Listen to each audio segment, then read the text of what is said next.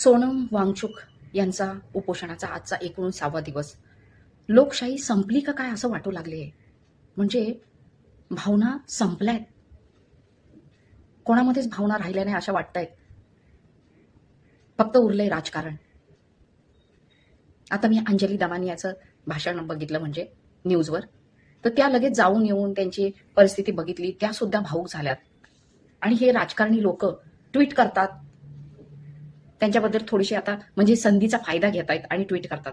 पण ते तिकीट काढून तिथे त्यांना भेटायला का नाही जाऊ शकत? त्यांच्यासाठी काय अवघड आहे?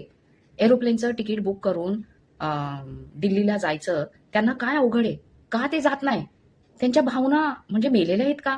सरकार असं कसं आहे? ही लोकशाही नाहीये. लोकशाही संपले. घोर कलियुग आलाय, घोर कलियुग. लोकशाही संपली. त्यांच्यासोबत 3 मुलं सुद्धा उपोषणाला बसलेत. 19वा दिवस. आपण 1 दिवस उपाशी राहिल्यावर आपली काय हालत होते. आणि आपल्याला म्हणजे प्राणी सुद्धा जर ह्याच्यामध्ये असतील तर आपल्याला त्यांची दया येते. इथे तर माणूस आहे, एक नामांकित सायंटिस्ट, त्याची आपल्याला गरज आहे. हे सरकारला का दिसत नाही? मला नको होतं असं सरकार. म्हणजे मी मोदींना मानत होते, पण आता असं वाटतंय का मोदींच्या पण भावना मेल्यात का? काय वाटतंय तुम्हाला? हे आपले जे आयडियल हिरो आहेत, हिरोईन आहेत, हिरो आहेत, अक्षय कुमार, शाहरुख खान, अमिताभ बच्चन, यांच्या पण भावना मेलेल्या आहेत का? ही सगळी लोक का नाही जात त्यांना भेटायला? राज ठाकरे का नाही जात त्यांना दिल्लीला भेटायला?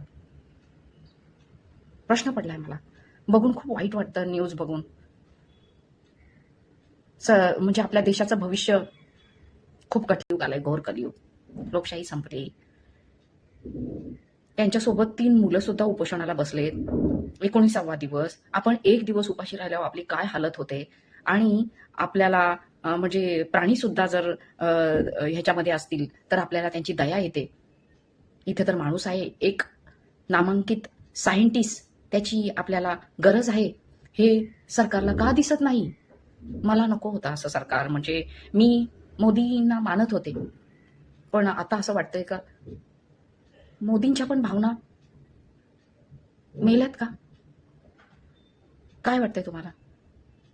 हे आपले जे आयडियल हिरो आहेत, हिरोईन आहेत, हिरो आहेत, अक्षय कुमार, शाहरुख खान, अमिताभ बच्चन, यांच्या पण भावना मेलेल्या आहेत का? ही सगळी लोक का नाही जात त्यांना भेटायला? राज ठाकरे का नाही जात त्यांना दिल्लीला भेटायला? प्रश्न पडलाय मला. बघून खूप वाईट वाटतं न्यूज बघून. म्हणजे आपल्या देशाचं भविष्य खूप कठीण